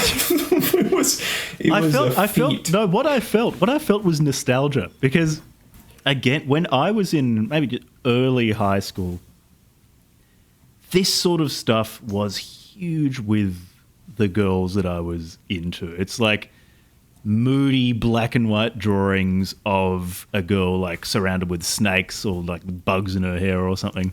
Which are like, those are just two of the pictures in this collection. It's not even me embellishing anything. I'm just looking at it right now. There's a picture of presumably Megan Fox, sort of like kind of fetal alcohol syndrome-y looking Megan Fox with a bunch of bugs in her hair. What I truly felt was nostalgia. This feels like 2006 or 2007. Probably also because a lot of these poems read like the lyrics to a shit tier metalcore band from that era, like one of those at the gates riffs with breakdowns kind of bands. If someone just said like, these are fucking 36 Crazy Fists lyrics, I'd think, all right, I can believe that. Yeah, it's got that effect, doesn't it? And I was going through again here, and we've got martyrdom versus monotony, and this was actually like one that I was mentioning earlier in terms of like you feel bad for her, and then she gives you one of these, and you go, oh, you like this, like you're into this dynamic. You've got I prefer the agonizing psychological abuse of this trauma bond to the prosaic tedium, she's trying for something there, of a regular life. Just please don't actually kill me, because then it will be over and I'm addicted to suffering. So, she consulted the thesaurus on that one, prosaic tedium. Yeah, that was definitely some thesaurus poetry. Is that, okay, in your experience, in your professional opinion, is the thesaurus poetry a recognized, like a formally recognized type of poetry? So that Shakespeare has his sonnets, has his blank verse, he has his thesaurus poetry, which has made its own impact on the language. Yeah, like thesaurus poetry, you can obviously take it to the extreme, like I did with the morning coffee un academicus poem, where was that the one where the poet was saying, this is in the genitive case and this is accusative. Yeah, and just going and it meant through all this stuff that I think some of it was also wrong. Yeah, it was like which was just brilliant, and I love. Like, you just fill it up with the most aggravating kind of verbiage possible, right? Like, there are just degrees of it, and I would actually really want to read an anthology of thesaurus-style poems. Like, if someone could put that together, it's like, here are just, like, high-ish level examples of poems that all are just, like, relentlessly pretentious in their diction. I would buy that, and in fact, I would love to write a foreword for that type of book. I might pitch that to some sort of publisher at some point. But yeah, she. It's hard to feel bad for her in this instance, but I'll skip ahead here a little bit. Oh yeah, there's some more artwork. Yeah, the artwork doesn't. It doesn't add much once I really found out that it's not her drawing pictures of herself, because if these were Fox originals, just her drawing pictures of herself with her top off, that would be, I guess, more interesting in that it would just be so much more deeply narcissistic, which I feel like actually it would add a bit more flavour to this. Yeah. But they're not, which is of a piece with the entire collection, really. Because we're spending a lot of time talking about it, but on the whole, it is really that just perfect midpoint of mediocrity. We've picked out funny bits, but yeah, it's on the whole, it's she's kind of underwhelming. Yeah, it's just not doing much. Could have done more with this. Yeah, like 3:33 a.m. My soul is full of holes from your acid-soaked love. That's it. Yeah, she's got a number of poems that are named, just varying times in the early morning. When presumably these just came straight off her dime. Yeah, I mean, the one of the laziest ones other than that was the Veritas one on page 75. It's just passion from Latin to suffer. That's it. That's it. And it's like she actually just in this, because she didn't consult the thesaurus, at least she consulted the dictionary, so she's using both, which is great because like, good job, Megan. Like, that's what you kind of have to do. Yeah, we need denotation, we need connotation here. My 8th grade students, we go over this kind of stuff. But it's, there's a lot of that fluff in the middle. And one of my main criticisms of this is just the sheer amount of fluff, really. Yeah. There's a lot of filler in here. It's staggering because I guess you could distill this into something like 3 types of poems. And I wish I had my notes here. Because I felt like I had gotten a bit of a feel for what she was putting down in that regard in terms of the theory of it, where you've got the, I'm just a girl type poems where it's like, I just want to give myself to somebody and, I love passionately. Then you've got the he's a big meanie type poem where it's like Mr. Firearm is doing Mr. Firearm things. And being very tall and attractive. And being she very tall and She does attractive. repeatedly emphasise that he's 6'4" and good looking. And I mean, of course, the 6'4" thing, if he's being physically abusive, not my opinion, Mr. Firearms lawyers, is just a statement of what is being said in the poems. Is relevant if he's really big. But also, she obviously enjoys how attracted to him she is. Yeah. Yeah. Like, there's that one, the Big Meanie poem, and then you've got like a sprinkling of like well, I know he hits me, but like he's kind of handsome, so like, I love him kind of poems in there. You do at the end have that kind of deviation where we get into the kind of miscarriage at the end that kind of just like shows up all of a sudden. So that's kind of its own little contingent. But, there isn't really much more than that.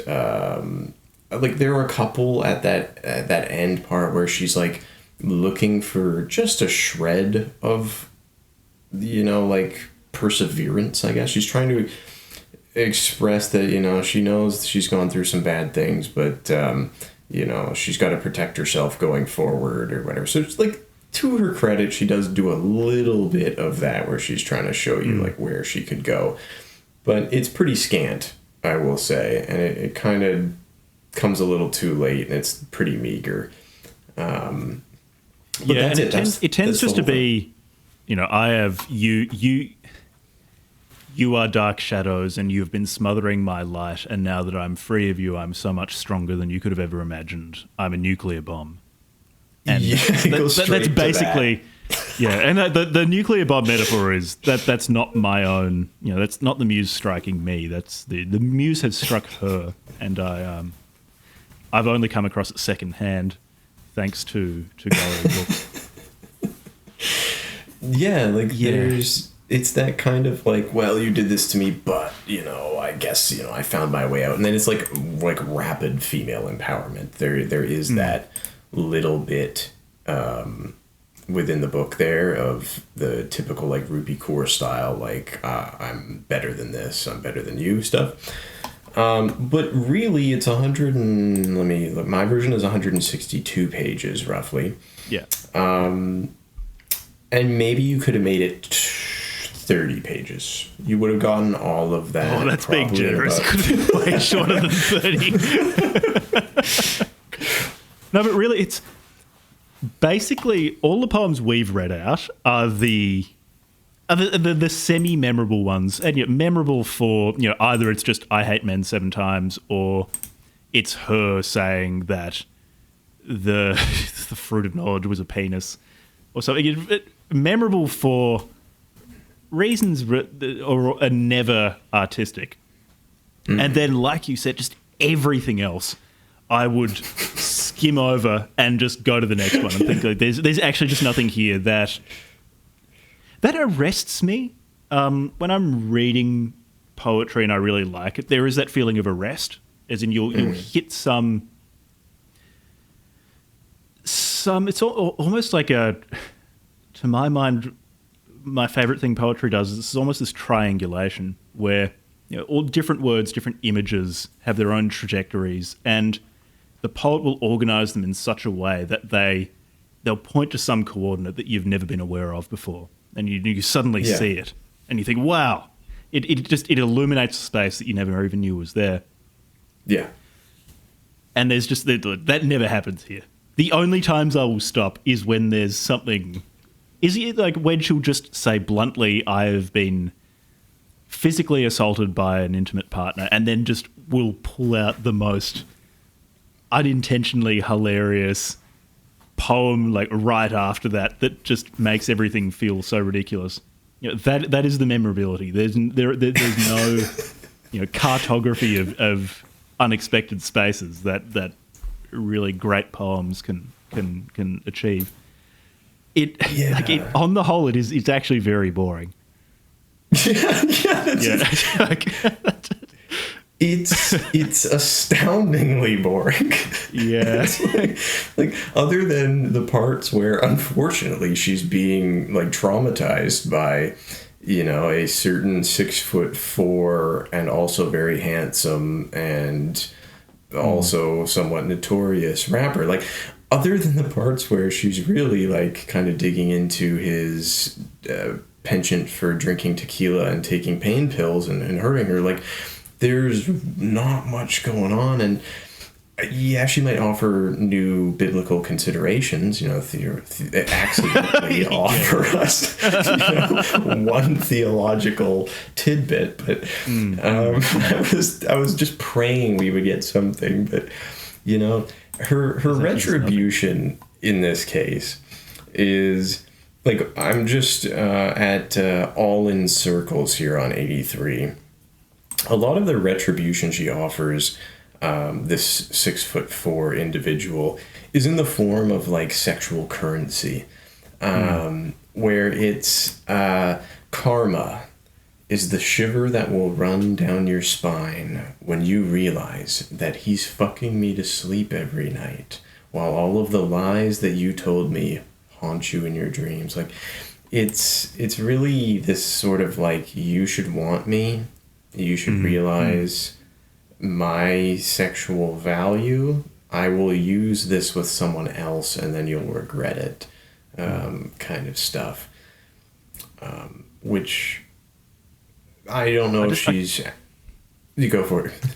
Oh, I was just going to say, like, I can't escape the feeling that this is like a bigger version of an adolescent relationship going bad, like her and Mr. 6'4" squad weapon are just like it's more intense because they're grown adults, at least physically.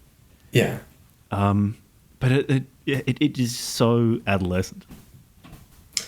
Yeah, 6'4" semi-auto is really just this looming figure who, like, is just kind of flatly malevolent and then also very handsome. So it's this teeter-totter back and forth where there's very little nuance. You don't see really many of his good sides beyond just having a good jawline.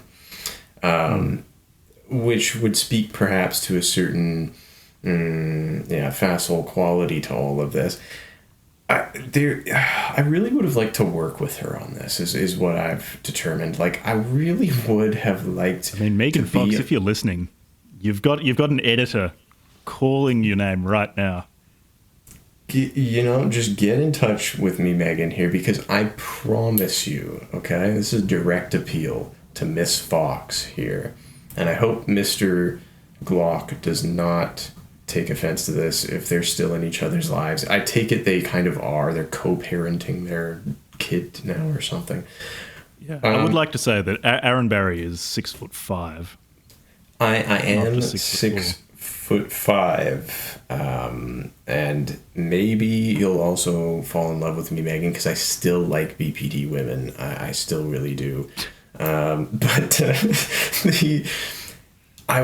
Megan, please let me work on number 2, because if you took someone like Megan Fox, who may not have a great theoretical understanding of high literature or high poetry, I'm confident you could get her close enough to writing good or like passable stuff, because you can usually do that with most literate adults. Like, if you really hold their hand and you show them examples of good pieces and you almost just get to, like, just to throw stuff out on the page, like, you as a conscientious editor can shape that enough to, and you can kind of intrude on the poem enough to get it to a state of publishability. And really none of these are, even the Romeo and Juliet one, if I were in charge of like an indie rag, I would probably publish it just kind of like semi-ironically, because it made me laugh, but I would probably put a note like, this is not a good poem. But because I just like that what you're describing is basically the process of education. It's like if you show someone examples of good poems, and as a knowledgeable teacher, talk with them about why certain things work and why certain things don't, they will improve. It's like, I mean, Yes, you could, like, people can be educated. And like, why Megan Fox wouldn't be an exception to that? Like, I'm sure she could also be educated into writing good poetry. Like, I just think that, with my unique personability, and my love of the way she looks, we'd be a really good team.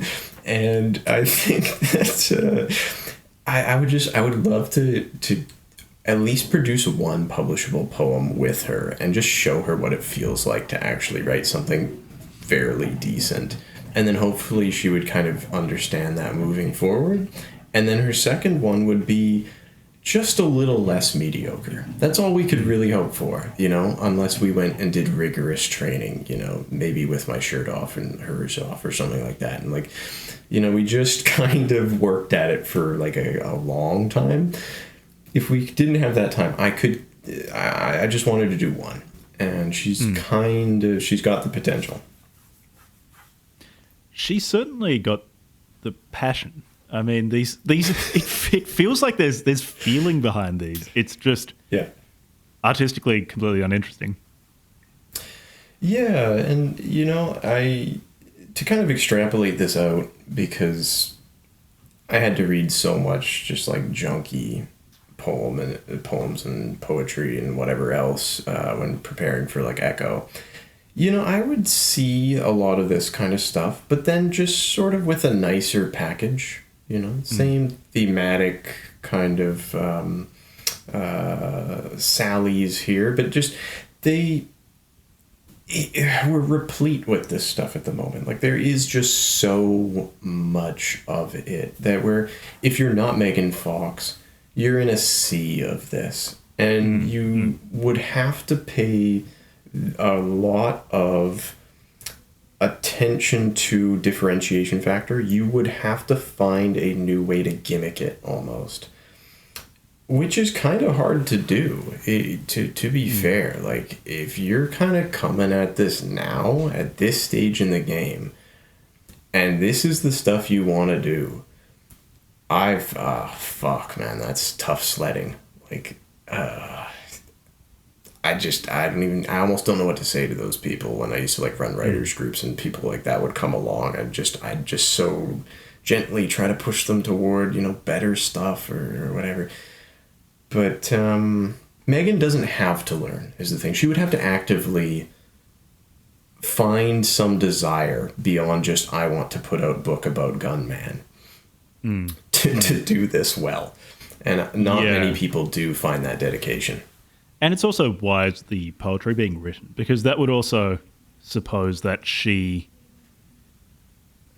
wanting to write poetry for the reasons of poetry itself, for aesthetic considerations, with coming up with something beautiful or surprising and so on. Whereas I suspect, a working theory, I'm not saying that this is absolutely what she's doing, but I suspect that these poems are popular for reasons of recognition, and probably also written for reasons of recognition. That she wishes people to read them and recognize her as someone in distress, but also as a person who has been able to overcome bad experiences in her life and scale new artistic heights.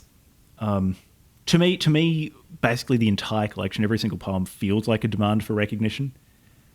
And given that there are so many avenues with which one can demand recognition, the same recognition could be demanded, like we said near the start of the episode, with a tell-all interview, or with prose, with drawings, with paintings, with music, whatever.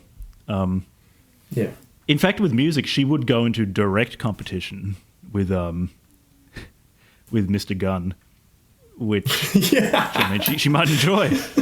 And but my point being that I'm not sure there would be the desire to formally improve, because the poetry is not really the point. It's the demand for recognition is the point. The poetry is just a vehicle for that.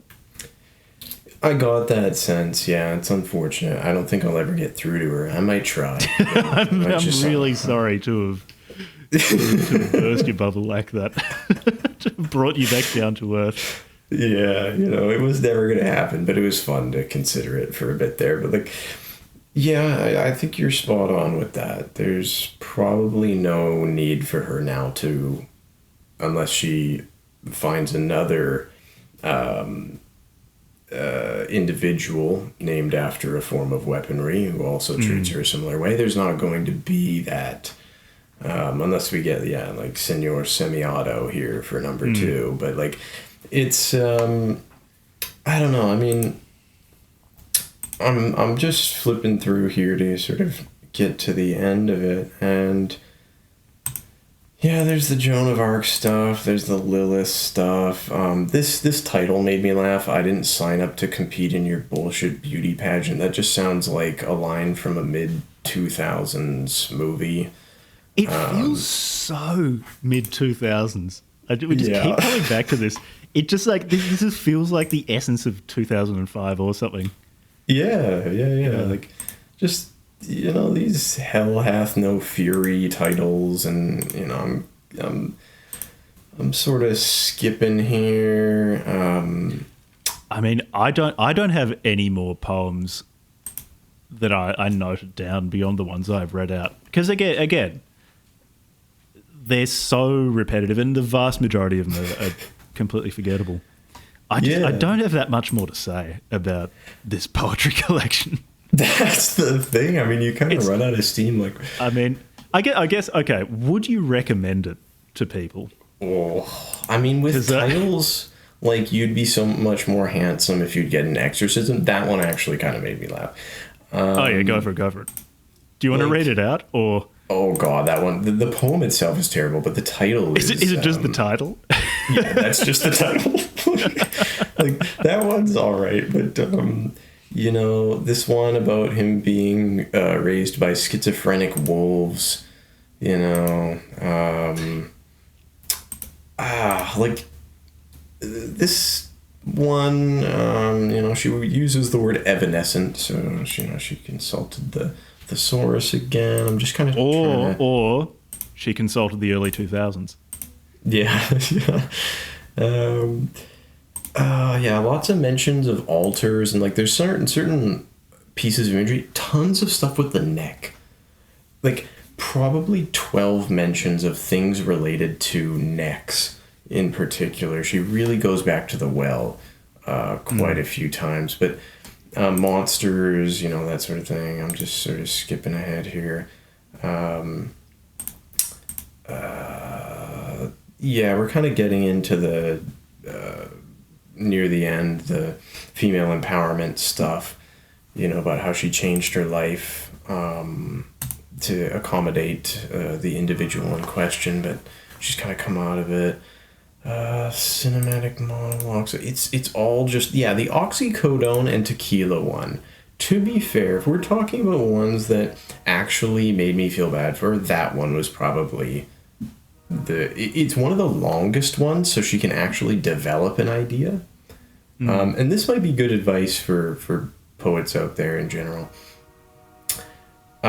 There's going to feel, when you're writing one of these, like a natural concluding point where it is almost intuitive, where you've kind of gotten out as much as you need to without being excessively wordy. But you've also given the poem enough room to breathe. Because if you just kind of throw in 4 lines there and you think, yeah, they'll get the rest of it, they might not. They really might not. It'll just be kind of like a jumping off point. And if you're trying to make a case for something, or you're trying to actually advocate or argue for something, you do need to give us enough material to get there. She consistently fails to do that. And some poets that I sort of work with will do that. They'll stop short of a revelation. I'm not saying oxycodone and tequila is in any way a revelation. But, I guess graded on a curve. Yeah.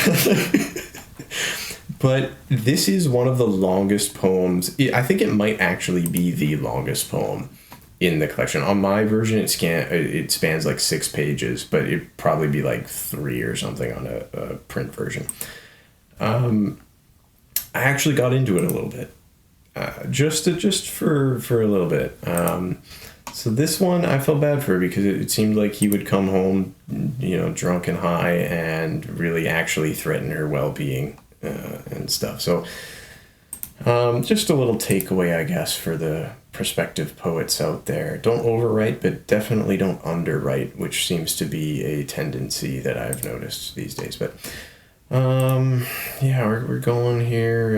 It's just the big takeaway from this is poetry is really hard, and just because it's short doesn't mean you can do it. Like, I'm sure you'll be able to churn out a ton of these if your quality control is not a consideration. But to do it well, to write 5 lines, you might think I can bang that out in a minute. Those 5 lines might be really hard to write well. Like, there might be a lot of work in there. Don't underestimate the difficulty of poetry. Yeah, it's such a strange beast in that when you're writing free verse, there are really no parameters except for the ones you set for yourself, and it's your ability to set the right kind of parameters for the right type of material that will kind of define how successful you are at that, among other things. Like, obviously you need to be very conscientious. You can't just add things willy-nilly. You can't do the thesaurus method. You're just going to be a tier down and you'll never kind of get to where you want to be. You have to be extremely conscientious. You have to be extremely critical. You have to find people who will critique your stuff, but you have to be very critical of your own failings as a creative. And you have to constantly work at those to kind of overcome whatever your natural limitations are. But this idea also of having this kind of vision and this sense for parameters and just the, let's say, felicity of certain types of writing in certain forms, and just it's something that is very difficult to teach, and you can observe the greats doing this as much as you want, but it does come through practice a lot of time, like really through very diligent and consistent practice that you're going to... You might write 50 poems, free verse poems, and really only get one good one when you're starting out. That rate improves as you get better, but there are still times I sit down, and if I'm trying to do like serious stuff, I'll probably write 4 before I arrive at one where I'm like, this has got the right mixture of elements here. I've got the right form for it. I've got the right idea. I've chosen the right kind of register for it in terms of the diction and all that sort of stuff. Megan is not the type who would go through that mental checklist or practice in that way so much that it became a natural thing that you wouldn't even have to be conscious of anymore. So, that's why we get The Ghost of Christmas Future here, where she's written an okay, poem about going to a therapist with Mr. Gunn Kelly, and completely undercuts it at the end with a gimmicky title. The form is okay. the titles are probably the most memorable part of this, but they also... part of the memorability is, like we've said, the whiplash you get. Yeah, it's everywhere. It's just this strange pairing of titles with poems, and just the title doesn't need to be there at all, or it doesn't need to be this way, or then the next poem is really jarring. So it's just, I don't know who put this together. I actually don't know who organized these poems even, because there's no continuity except for at the very end. Which is also, if you're looking to plan a poetry collection as a poet, eventually chapbook, full length, whatever, the great poets will very, very conscientiously plan out the progression of a poetry collection, where they want you to stop and take breaks, where they want you to actually have to sprint a little bit. For example, when even I had to... laying out Echo was just a like a Herculean task in spots, because you've got 50 plus pieces in all different styles, mocking all different things from all different personas and stuff like that. But it has to be framed as a poetry journal, but also as a broader collection that I would want someone to read in a meta-modern sense. So, you know, I had to basically structure 2 collections at the same time.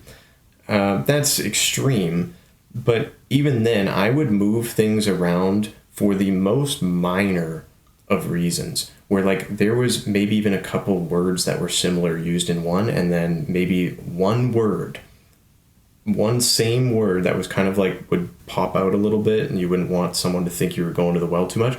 I had to keep those like as far away from each other then as possible, but then that would kind of reframe the areas that they were then in after that.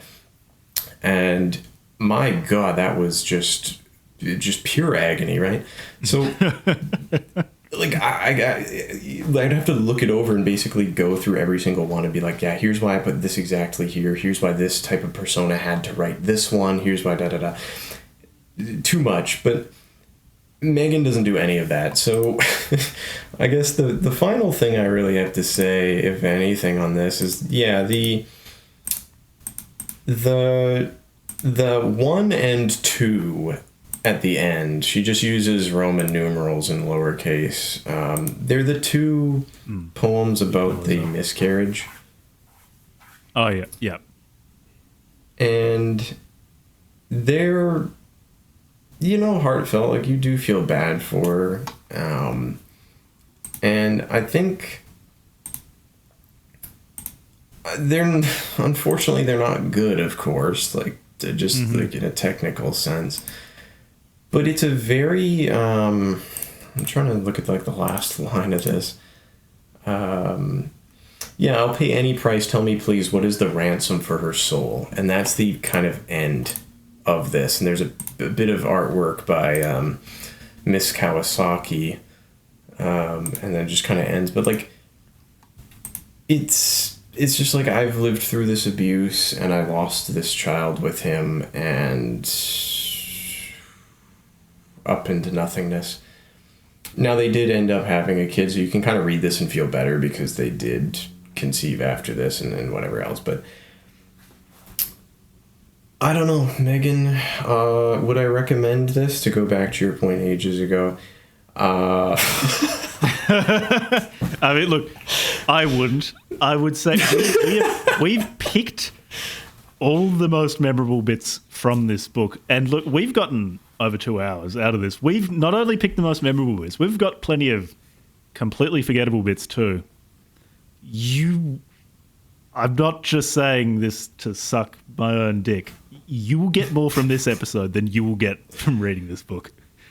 Yeah. It's not very good. Look, I'm sure she's a wonderful actress, but she's just not great at poetry. No, and it's this, unfortunately, she belongs to this group of like celebrity women that want to write poetry collections now. I think if you were trying to make some money here, as a publisher, you would reach out to every single female celebrity right now, Zendaya, doesn't matter who it is, and you would go, please, please, please send us a poetry manuscript. Like, all you have to do is sit on your laptop for like one afternoon, just please type anything, and we'll add the line breaks. Yeah, no joke. This is like half a day of work. Yeah, like this. I mean, one Goodreads review that I read, I think it was for the Halsey one, was who let Halsey publish her notes app, like whatever entry. And that's what this feels like. Like, someone over the course of maybe a couple of weeks would occasionally, they'd have an idea, they're just sort of like put it down, and oh, he's kind of like a serpent, and well, he's actually kind of like a wolf. And then she comes back to it the next time and is like, no, he's also kind of like a 6'4" handsome wolf. And then she does another one. Like, that's the creative process of the sitting in an airport on your notes app. He's probably right beside her, and she's just going like, wow, we had a fight on our, connecting flight and whatever. Like, that's the level of... He's literally Satan. Yeah, like, that's the level of depth we're getting here, and that's probably the creative process. But, like, I might, as a money-making scheme, though I really don't care much about money at all, I think I would just do this for fun. I would like to contact a lot of celebrity agents and just say, like, you know, I'm going to help you. I'm going to help Zendaya. I'm going to help, I don't know, just throw a fucking dart, Chappelle Roan or whoever these people are. I'm going to help your client write a poetry collection. It's going to be so great. Like, look at all these metrics. Look at how many are selling. Let's do it. And then just unleash hell upon the poetry world. I don't know. Yeah. Could be done. I think that, look, that would be a real money-making scheme.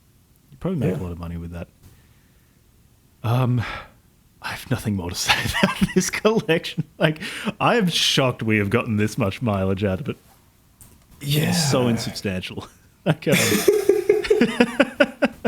it's very cheap. That's... Yeah. I guess that's positive. Again, all of the positives I offer for it are non-artistic in that, you know, the transaction required to get a copy of this book doesn't require much money. That's what you're looking for in your poetry, then this might be the book for you.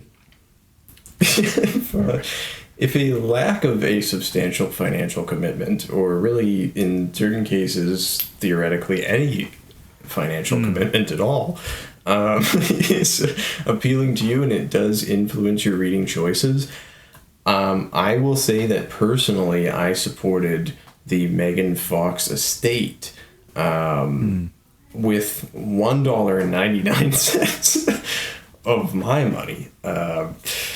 But you know, I think that was just to kind of butter her up in case I, you know, emailed her or something like that. I could say, you know, I was a paying customer. Influence buying scheme. Yeah. But no, what I recommended, I mean, it depends to whom. I think I have this professor friend. He's about 75 now. He's probably the most old school individual you will ever meet. He might be like some sort of like Emil Chorin-esque figure, where like no matter what you say to him, there could never be a like silver lining. There could never be a good side to anything. It's always going to come back to some like very intensely philosophical concept or like some sort of nihilistic idea. Love the guy, but you know, he's that way. I would recommend this to him, I think, just to get like his sort of reaction. I've done this before. I've sent him like awful things just to sort of like see him kind of fume. I would give this to him. I wouldn't make him pay for it, but I would give it to him and want to talk to him, go over to his house. I would give this to, well, you know when like people in hospitals receiving treatment need like entertainment, right? You know, they donate tablets and they donate like board games and stuff like that. I feel like, I don't want to sound too insensitive, but you could give this, I guess, if someone really needed reading material, like they'll read anything. you could give they would need this specifically. Yeah. I see that meme in different variations of like the, you know, you go to the animal shelter to find a dog and everyone applauds you. You go to the battered women's shelter to find a girlfriend and everyone hates you. You could donate this as reading material to like a women's shelter as like an empowerment piece. So I guess if we're really scraping for ideas to who I would recommend this to, that's maybe it. 13-year-olds. that you intend to show good poetry to later on. And my enemies, I think, primarily. That was a much more in-depth answer than me just saying no. I don't recommend it. Normally I'm generous. It's like I think I actually tried to be quite generous with this collection. It's just not. There's not much to it. And look, I guess you did pick it because you expected it to be terrible. Yeah, yeah. And I don't feel too bad saying it's really bad because she probably made a nice sum of money off this. So it Easily, worked. Yeah. And I don't have much more to say. The only other thing that I'll say about this very quickly is there was an article I saw, because when I looked up like Megan Fox poetry collection, just to kind of see what other Google results I would get, there was some sort of article, either Rolling Stone put it out or some publication of that prestige. It was Megan Fox showing up to a poetry reading. I can't remember what the headline was. Something about like she attended this thing to kind of like kick off her book tour. The picture they used, not to sound like too much of a coomer or anything like that, the picture they used might be the most, like, it would make her probably the most attractive female poet, like in a bimbo-y kind of way, like, that we've seen in many, many years. Like, I know we had Anne Sexton and those types, and like Anne Sexton was like top tier, and Sylvia Plath and all those. But Megan Fox, if she can do nothing creatively to make it into the pantheon, like some form of the pantheon, she makes it into the pantheon of hottest female poets with an asterisk, that we've ever had. Now, that's all I will give her. So it's a great photo. Look it up. Great coomer bait. Yeah, that's the last I have to say about that. I don't think I'll ever read it again in this lifetime. Maybe that's a tragedy. Maybe that is a tragedy. I don't know, but all right. Thanks everyone for listening, and there'll be links in the show notes to Aaron's various projects if you want to see, hear, or read more from him. No, thanks for coming on. Thanks for recommending this piece of work. And for everyone listening, thanks. See you next time. Cheers.